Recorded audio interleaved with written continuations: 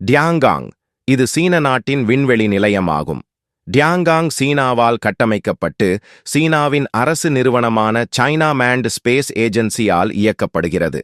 இது America, Russia, Japan, Canada மற்றும் ஐரோப்பிய நாடுகள் நிர்வகிக்கும் சர்வதேச விண்வெளி நிலையத்திற்கு மாற்றாக நீண்டகால விண்வெளி ஆய்விற்காக சீனா தனியாகச் செயல்படுத்தும் முக்கிய விண்வெளி திட்டமாகும்.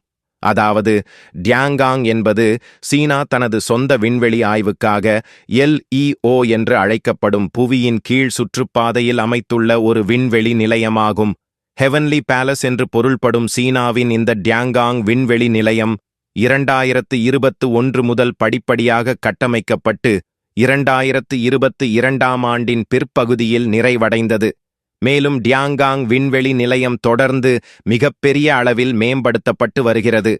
2022ஆம் ஆண்டிலிருந்து சீன விண்வெளி வீரர்கள் தொடர்ந்து இந்த நிலையத்தில் தங்கி விண்வெளி ஆராய்ச்சியில் சீனாவை முன்னணியில் வைத்துள்ளனர்.